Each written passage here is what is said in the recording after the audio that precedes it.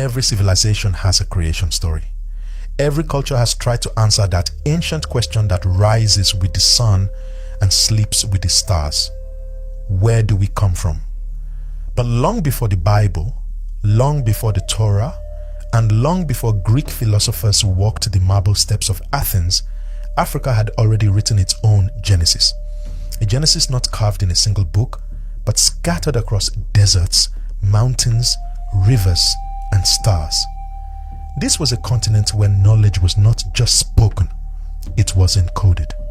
Where creation was not merely narrated, it was revealed. Where spirit, science, and symbolism were one.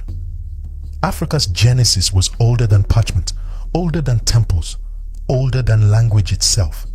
It lived in the spiraling sand drawings of the Dogon, in the sacred geometry of Kemet, in the chants of the Zulu, in the stories whispered by the Shona, in the rhythms of the Yoruba, in the cosmic maps of the Berber, and in the dream universes of the San. These were not myths.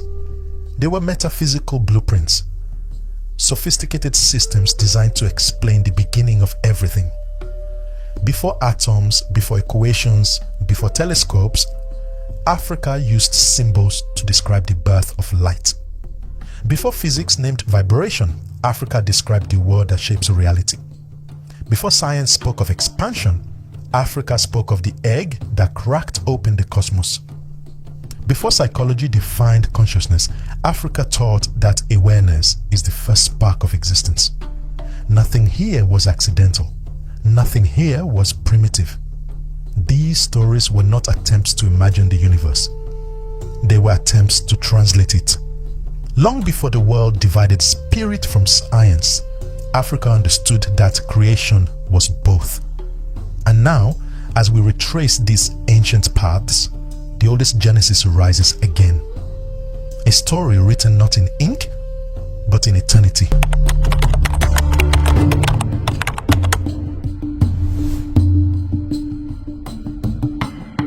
Africa's creation stories are older than scripture, older than carved tablets, older than ink.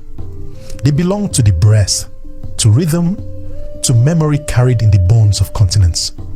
When people say Genesis, they imagine a single beginning, one story, one moment, one divine spark. But Africa has never believed in one beginning. Africa remembers many, dozens of creation stories scattered across deserts, islands, mountains, forests, and savannas. Each unique, each sacred, and yet all beating with the same underlying pulse. It is as if the continent carried one cosmic blueprint, one metaphysical pattern expressed through countless voices. And now, as we open the lost book of Genesis, Africa's original Genesis, we begin with the names the world rarely hears but should never forget. Africa did not have one Genesis. It had dozens. But some of the deepest came from places the world rarely hears. In the far reaches of the Afar lands, creation began with Wake and Yah, two forces whose union shaped existence itself. In the Berber and Amazigh world, ancient desert winds whispered the names Siwa and Tanit, guardians of life, fertility, and sacred cycles. Across the waters of the Comoros Islands, the people spoke of Mungumuku, the great source who breathed order into chaos. In Somalia, creation rose through Iebi, also called Wak, the sky spirit whose presence filled the world before form emerged. Among the Mandi people, everything began with Mangala, the cosmic seed holding the universe tightly within itself. The Luba of Central Africa honored Vidye Mukulu, the distant creator who shaped the first beings. The Lozi of Southern Africa called Oponiambe, the maker who withdrew to the heavens after forming humanity. In South Sudan, the Dinka revered Nialik, the sky creator whose breath became destiny. Their neighbors, the Nuer, whispered the name Quartz, the divine spirit that fills all things. And in the lands of the Shona, creation began with Mwari, the unseen force that shaped the world through rain, light, and breath. Across deserts, forests, islands, and savannas, Creation had many names, but one pulse, one rhythm beneath the differences, like many rivers flowing back to an ancient hidden spring. And once you hear that rhythm, you begin to notice how every part of Africa was telling the same cosmic story in its own language, its own poetry, its own sacred code. Now we move deeper into the great civilizations whose names echo in history books, temples, and legends. Their creation stories are better known, but they too follow the same ancient pattern. Kemet spoke of Atum rising from the waters, self-created, self-shaped, standing upon the first mound of existence. Nubia honored Amun of Napata, the invisible wind whose breath stirred the first spark of creation. Ethiopia remembered Exiabher, the divine force whose presence illuminated the universe. The Oromo praised Waka, the eternal sky who watched over heaven and earth. The Maasai bowed to Enkai, the giver of cattle, rain, and life. The Kikuyu lifted their hands to Nai, the creator who dwelled upon the sacred mountain. The Yoruba knew Olodumare, source of Ace, the power that makes creation possible. The Igbo called the source Chukwu, the great spirit, beyond form, beyond time. The Akan honored Nyame, the shining one above all. The Iwe spoke of Mawu and Si, twin forces balancing moonlight and destiny. The Fon remembered Mawulisa, the divine unity of sun and moon. The Congo taught of Nzambi Mpungu, the creator who shaped the world and governs the Kalunga line between realms. The San whispered of Kahang, whose dreaming mind spun worlds into being. And the Zulu remembered Unkulunkulu, the first ancestor who emerged to set life into motion. So many names, so many languages, so many stories spanning thousands of miles and thousands of years. And yet, despite this vastness, despite this overwhelming diversity, something remarkable appears. Every one of them begins the same way. Before there was anything, there was water. Before breath, before light, before form, there was the dark, eternal, trembling presence of the deep. In African cosmology, this is not metaphor, it is the beginning. Water is not an element, it is the origin. It is the womb that holds all possibility. In every corner of the continent, the oldest creation stories begin not with land, nor man, nor flame, but with the sea, with rivers, with flood, with rain, with moisture forming memory. Africa's first gods, spirits, and forms did not emerge from fire or sky, they rose from the waters. Because Africa begins with birth, and water is the mother of birth. Across cultures, oceans are not obstacles. They are the spaces between one world and the next, between spirit and matter, sleep and waking, void and form. In ancient Egypt, it began with Non, the infinite waters that held the unformed universe. Non was not chaos, but potential. In Non, everything that would ever exist slept, waiting for the first thought, the first breath, the first light. The god Atum did not create Non. He rose from it, emerging atop the Ben mound, shaped by will and awareness. But before him, the waters were all there was, still, silent, sacred. In Yoruba cosmology, those primordial waters were ruled by Olokun, the keeper of the deepest sea. Olokun holds the mysteries of wealth, creation, and the unknown. Before Orisha could form the earth, they stood upon water, and it was Olokun's power that made the foundation possible. The waters were not merely background. They were the canvas upon which all life was painted. The Swahili of East Africa call it Bahari la Uhai, the ocean of life. For them, life flows like waves. Creation is not a moment, but a tide. The ocean is both mother and memory, something you emerge from and someday return to. Among the Zulu, the story begins with reeds. Yes, reeds. But those reeds do not grow in dust. They rise from water. According to Zulu tradition, Humanity first emerged from a bed of reeds that had grown out of the primordial flood. From the moisture of the deep, life reached upward. This is not just symbolic. It reflects an understanding of life's reliance on water, the quiet reverence for the fluid womb. For the Somali, the world was formed when the sky and rain united. The heavens wept, and their tears kissed the dust, awakening it. From this union came fertility, land, and form. It was not the sky alone, but moisture that brought creation to life, a theme mirrored in other Cushitic traditions. The world was not spoken into being, it was watered into bloom. The Afar people, whose sacred ancestors include Wake and Ya, describe creation as emerging from moisture and steam, from breath carried on the mist of an unseen realm. It is humidity, the invisible water in the air, that begins their version of the cosmic unfolding. It is the quiet element, the soft force, that becomes the origin. In the highlands of Mali, the Dogon speak of the cosmic egg, not resting in space but floating in the celestial waters. Before Amma cracked the egg to create twins, time, and form, that egg drifted silently in water. The waters were not hostile, they were sacred amniotic fluid, holding the blueprint of the universe. The Lozi people remember a flood, not as a punishment, but as a prelude. In their telling, the world emerged after the floodwaters receded. Their god Nyambi brought order only after the earth was washed clean, shaped by the tides. The flood was not a destruction, it was purification. A necessary cleansing before creation could be built. Even in the islands of Madagascar, stories tell of Razanahari, the divine spirit whose creative work began inside the sea. The ocean was not apart from creation, it was its birthplace. Life rose from the sea as it rose from thought, shaped not in a sudden explosion but in a slow unfolding like waves reaching toward the shore.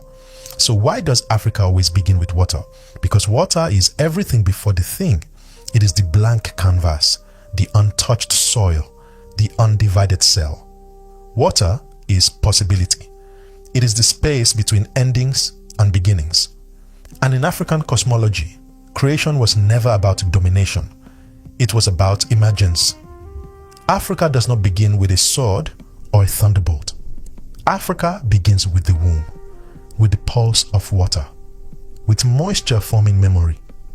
As the narration flows, Africa begins with water because Africa begins with birth. Before light, there was the womb of existence. And that womb was never empty. Before there was land to walk on, before trees reached toward the sun, before even the sound of thunder, there was light. Not physical light, not the glow we see with our eyes, but the first awareness, a pulse in the dark, a flicker of realization. Across African cosmologies, light is not simply the sun, it is consciousness itself. The moment when creation becomes self-aware, when the universe still unshaped recognizes its own potential. In African thought, creation does not begin with objects, it begins with awareness. The Dogon of Mali described the beginning with Amma, the supreme creative force, resting in the cosmic egg, floating in primordial waters. Inside that egg, all things were held, but they were asleep, still, waiting. And then, Amma cracked the egg, and in that rupture, light poured forth. It wasn't just illumination, it was the birth of consciousness, the beginning of twins, of motion, of symmetry. That first light was not just the start of visibility, it was the start of intention. In ancient Kemet, this awakening takes the form of Ra, the sun god, emerging from the darkness of Nun. He did not rise into an already existing sky. He became the sky's light. He called himself into being, shining through the void, and from his illumination came all other life. Ra was not only light, Ra was awareness taking form. Among the Akan of West Africa, It is said that Nyame shone before anything else did. Before the earth was shaped, before humans were made, there was Nyame's light stretching across the emptiness. His radiance didn't just illuminate the world, it brought the idea of the world into focus. Through Nyame, creation remembered itself. In Ethiopia, the divine force is እግዚአብሔር, whose breath carried light into the universe. It was not a command, not a weapon, but a gentle exhale, a whisper that became a blaze. Light came not with thunder, but with presence. The light እግዚአብሔር breathed was not just brightness, it was conscious being, filling the fabric of space with intention. In the Congo traditions of Central Africa, creation is often described through the Kalunga line, the threshold between the physical and spiritual worlds. And it is said that lightning was the first force to cross that line. Not fire, not form, light. A flash across the great river of existence. It marked the boundary between death and life, thought and flesh. That bolt was more than electricity. It was divine consciousness breaking into time. For the Khoisan, among the oldest cultures on earth, creation was not commanded, but dreamed. Khan, the first consciousness, dreamed the world into being. And as he dreamed, light entered his mind's eye, piercing the dark of timeless sleep. That light, warm, golden, undefined, became the first sign of reality forming. The world was not spoken. It was remembered. That memory shone before shape. In every tradition, light is not decoration. It is not the end result. It is the beginning. Light in African cosmology equals consciousness. It is not something you see. It is something you are. To shine is to awaken. To create light is to realize existence. This idea flips the Western model of creation on its head. Where others may begin with form, command, or battle, Africa begins with awareness. Light does not chase away darkness. It wakes it up. It is not an enemy of the void. It is its next evolution. The first light is not just the sun. It is self-awareness. It is the universe recognizing itself in stillness and saying, I am. And from that I am, all other things follow. So when Africa speaks of light, it is not telling you how to see, it is telling you how to remember.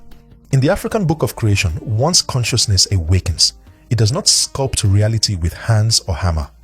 It begins with something more primal, more powerful, breath.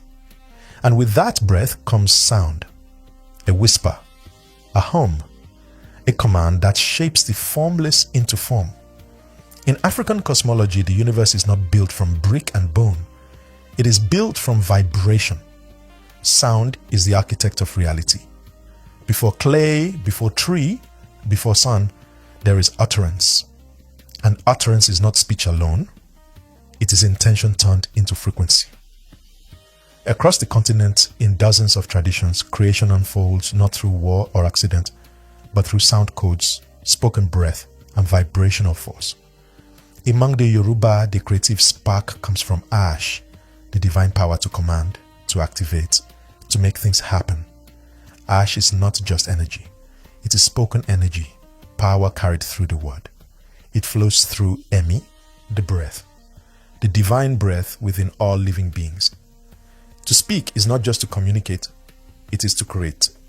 In ancient Kemet, breath and word are sacred technologies. The god's breath is known as Ka, the vital force, the essence of being. And through Hu, the divine utterance, reality is shaped. Hu is not language. It is the vibration behind language. It is said that Atum brought forth creation by naming it. His speech did not describe the world. It built it. The Dogon people tell of Nomo, the first beings created by Ama. But Nomo were not just deities. They were vibrational entities connected to sound and water. Nomo was said to speak the world into balance, using coded speech, tonal vibration, and rhythm to maintain harmony. Even the act of descent, when Nomo came to earth, was a sonic event, a tuning of the cosmic instrument. In Akan tradition, the power of the word is called Nkom, speech that doesn't just express but shapes reality. Prophecy, ritual invocation, naming ceremonies all carry the weight of creation. A name is not random, it is destiny. An utterance, when spoken in the right state, becomes structure.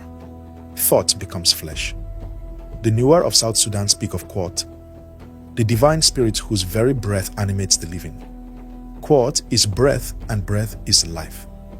To breathe is to embody spirit. And the world itself was animated not by molding matter, but by divine respiration. Among the Dinka, a closely related Nilotic people, the story is similar. The creator shaped clay, yes, but it remained still until divine breath entered it. That breath gave life. That breath was not mere oxygen, it was a spiritual spark, moving through lungs and into soul. In Igbo cosmology, the concept of Mo bridges breath and spirit. It is the force that hovers, animates, and directs. Mo is not just spirit as concept, it is breath with purpose. The act of speaking, especially during ritual, is seen as summoning, not suggestion, but actualization. And in Ethiopia, the term Nafus signifies the breath of life.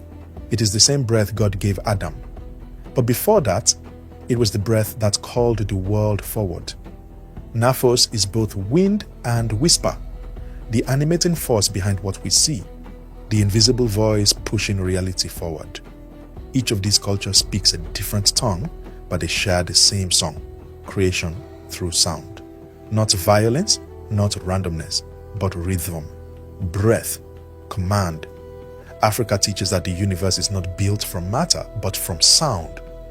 Breath animates, word shapes, vibration gives form. This is why ritual matters. This is why naming holds power. This is why silence is sacred. Not the absence of noise, but the space between notes. Because in African thought, to speak is to summon, and to breathe with the intention is to co-create with the source. So when the first breath echoed across the new universe, it didn't just fill space, it formed it. Not just a whisper in the dark, but the blueprint of reality itself.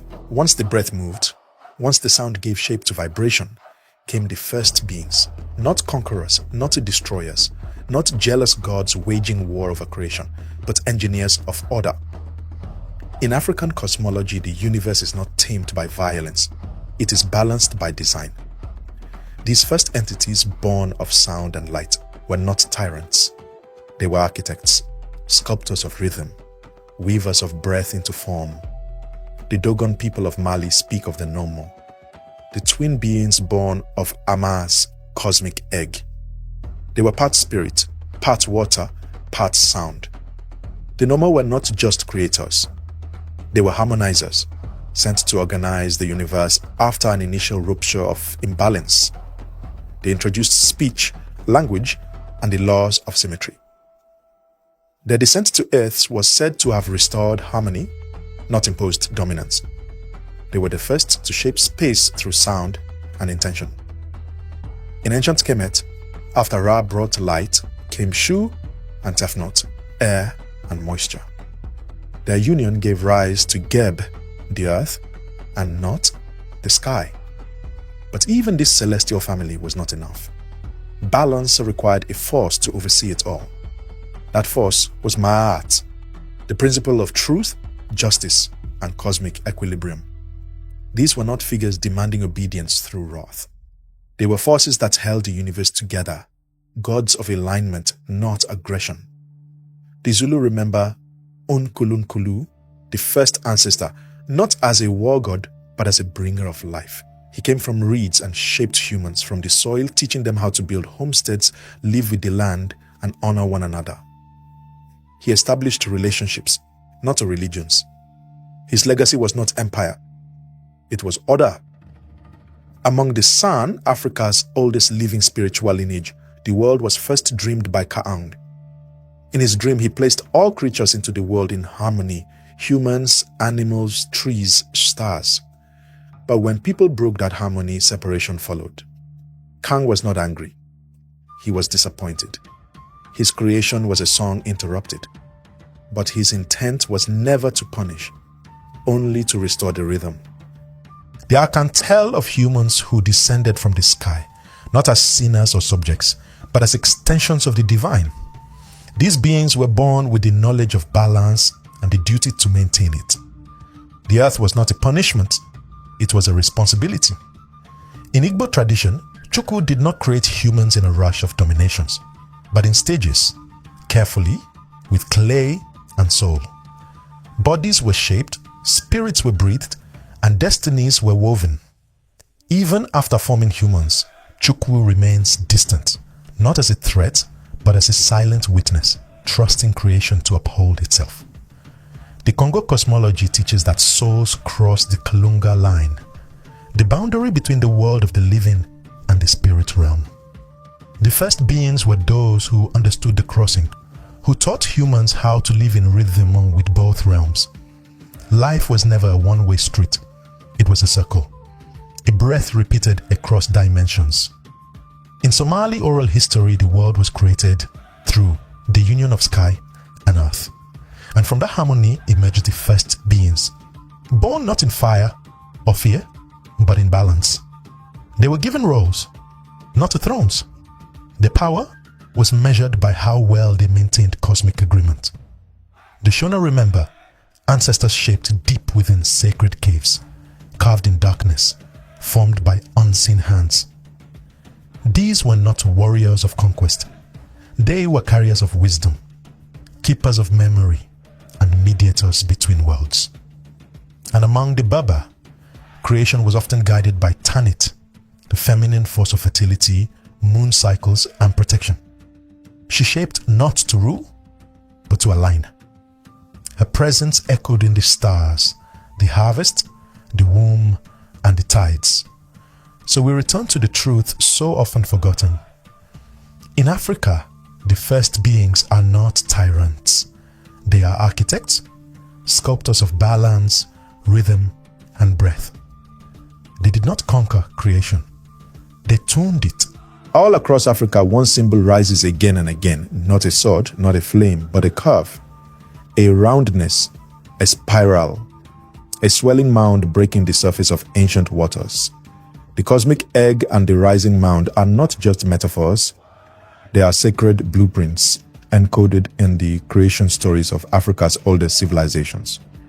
Long before scrolls or scriptures, Africa gave the world its first geometry of Genesis, one rooted not in chaos, but in pattern. Among the Dogon of Mali, creation began inside a cosmic egg, cradled in the silent waters of the void.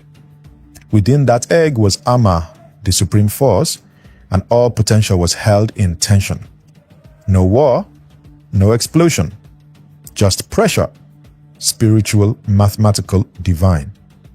When Ama cracked the egg, the universe unfolded in spirals, in pairs, in twins. Everything emerged in balance. Male and female, light and dark, motion and stillness. The Dogon saw the egg as the original code, not just of life, but of order itself. The Mande and Bambara traditions hold a similar seed, literally. Their creation stories speak of seeds planted inside the egg. These seeds did not burst into flame. They grew slowly, rhythmically, and from them came the fundamental elements of matter, spirit, time, and space. Creation was not a clash. It was a cultivation. In Kemet, ancient Egypt, the story tells of Nun, the primeval waters, and from it, the Ben rose. A small mound rising quietly from the deep. On that mound stood Atum, the first god, who then began the work of shaping the world. The Ben was the navel of the cosmos, not a battlefield, but a birthplace. The Congo cosmology carries the sacred symbol of the Dikinga, a perfect circle with 4 quadrants representing births, life, death, and rebirth. At the center of this circle lies the origin, a rising point from the water, the source of time and direction. The circle is both egg and mound, both seed and cycle. The Akan of West Africa speak of the universe as a cosmic egg too, one that does not explode but cracks with intention. From within, Niami sends forth light and thought, rhythm and breath. The egg is not just a shell, it is a temple, the boundary between the seen and the unborn. On the island of Madagascar, ancient creation stories speak of Razanahari, the divine source who shaped the earth by lifting it from the sea. The earth did not fall from the sky. It rose, like a breast from water, sacred and nourishing. The rising mound became the first land, the place where life could stand and begin. For the Lozi people of Southern Africa, the world emerges after a great flood. The waters, sacred and cleansing, recede to reveal a mound, the first landform. On it, the divine begins to shape creatures and elements. That mound is not a remnant, but it is a revelation. And in the Maasai cosmology, Enkai, the divine force, lifted the first land out of water with Ka. Creation did not fall. It was raised like a gift, like an altar. From Mali to Madagascar, Egypt to Ethiopia, this symbolism is unified and clear. Creation rises. It lifts. It unfolds upward from the deep, not through force, but through formation. It is shaped, not shattered. And so the narration declares with unwavering truth, Africa invented the cosmic egg long before Asia. Africa invented the rising mound long before the Bible. Before the mountains, there were mounds. Before the fire, there was form. Before the word, there was the womb. And from it, something sacred began to rise. Beneath the poetry of myth lies the precision of science. In Africa, the ancients didn't separate the sacred from the observable or the spiritual from the measurable. They encoded their knowledge in stories, not to obscure truth, but to protect it, to preserve it across generations. And now, as we decode these stories with modern eyes, something extraordinary emerges. These were never just myths. They were equations, written in the language of myth. The Yoruba concept of Ashe, the invisible force that animates, activates, and commands, maps directly onto what science now calls the quantum field. Ashe is not just energy, it is potential. The moment when thought becomes thing. In quantum theory, this is the realm where particles don't exist until observed, until activated. Ashe was Africa's term for the unmanifest, vibrating just below form, ready to respond to consciousness. The Dogon spirals present in the art, cosmology, and architecture mirror the structure of galaxies, hurricanes, and atomic orbits. These spirals reflect an understanding of rotation and symmetry, foundational to modern physics, and their story of Amma cracking the cosmic egg mirrors, the expansion from a single point, what modern cosmology would later call the Big Bang. In ancient Kemet, the creation story of Atum rising from noon, the infinite waters, is more than spiritual metaphor. Atum's self-creation and emergence from the deep reflects the idea of a singularity expanding into form, not by explosion, but by intentional emergence. It's a description of cosmic inflation, encoded thousands of years before Hubble ever looked at the stars. The Congo's sacred symbol, the Dikenga, illustrates cyclical time, the idea that life moves in circles, not lines. Birth, life, death, and rebirth. Today, physicists speak of time not as a straight arrow, but as a loop. Entropy, reversibility, the cyclical behavior of the universe, all hinted at in the quadrants of the Dikenga. The Akan duality, male/female, day/night, seen/unseen, is more than a social philosophy. It mirrors the particle-wave duality at the heart of quantum mechanics. The idea that light and all matter can behave as both a wave and a particle, depending on how it is measured. The Akan were not describing people. They were describing existence. Among the San of Southern Africa, trance states are not superstition. They are consciousness experiments. The San enter altered states to retrieve knowledge, heal bodies, and transcend ego. The same outcomes neuroscientists are now mapping in labs. What the San found through dance and drum, modern science now seeks through electrodes and scans. Both the Egyptians and the Dogon preserved star maps so precise that modern astronomers were baffled. The Dogon's knowledge of Sirius B, a star invisible to the naked eye, has yet to be fully explained. How did they know its mass, its orbit, its companion? And how did the Egyptians align temples and pyramids with star systems that modern civilization only began to chart thousands of years later? The Berber people of North Africa developed desert astronomy, tracking the cycles of stars to form seasonal calendars, not just for ritual, but for navigation and agriculture. These calendars synced with the lunar phases, stellar risings, and solstice alignments. And the Bantu spread across Central and Southern Africa, encoded entire agricultural systems into their star calendars. They watched for specific constellations, not for prophecy, but for planting cycles. Their stories weren't myth, they were sustainable science. These stories were not superstition. They were equations written in the language of myth. Africa's myths are not answers, they are maps. They are mirrors of the cosmos, encoded in drumbeat, symbol, and song.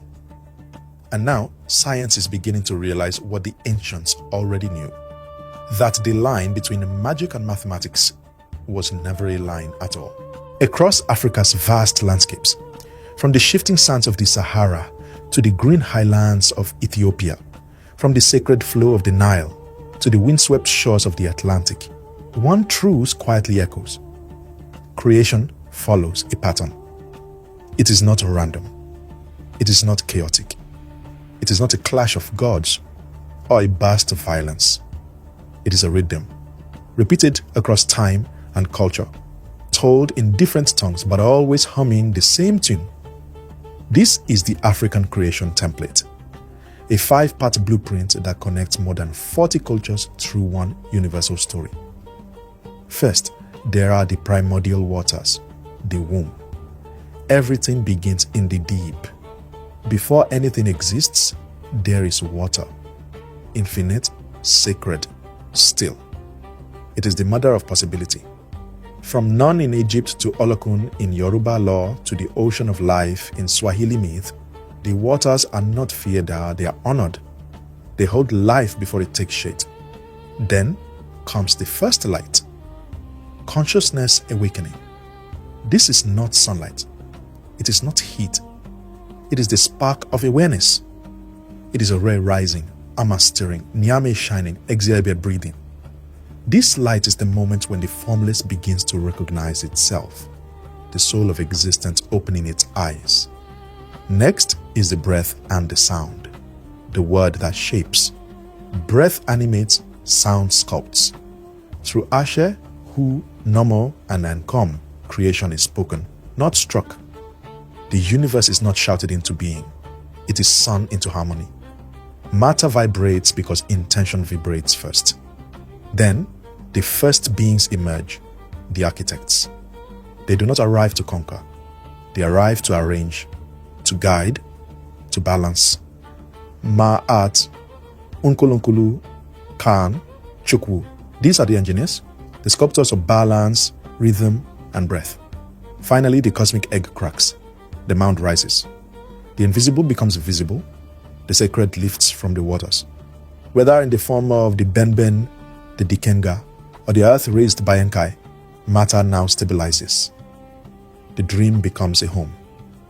From the Sahara to the Cape, from the Nile to the Atlantic, Africa tells the same story through different voices, different names, same pattern, one original Genesis, and it was African.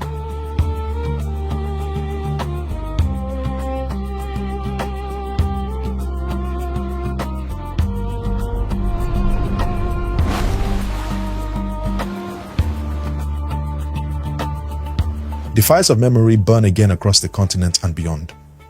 For centuries, Africa's cosmic stories lay quiet, whispered only in orphaned tongues, hidden in the dust of displacement, carried in the hearts of the displaced.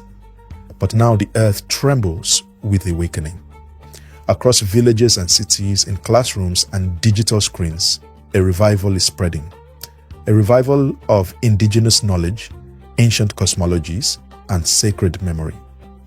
Today, young Africans are unrolling scrolls that were never written but forever sung. They are decoding constellations that once guided ancestors, reclaiming names lost to time, restoring languages of the stars, not just in dusty libraries, but on streets, in studios, in minds eager for truth. There is a spiritual awakening, a longing to reconnect to the soil, the sky, and the pulse that runs through both. It's more than nostalgia. It's a rebirth of identity, a cosmic identity. For generations, colonial narratives sought to erase the ancient blueprints, to replace them with borrowed myths. But now, a global fascination grows, not just with African history, but with African metaphysics. As people around the world look up at the stars hungry for meaning, they are turning to Earth's oldest philosophies, born under African skies. Across Africa's nations, youth are reconnecting with their roots.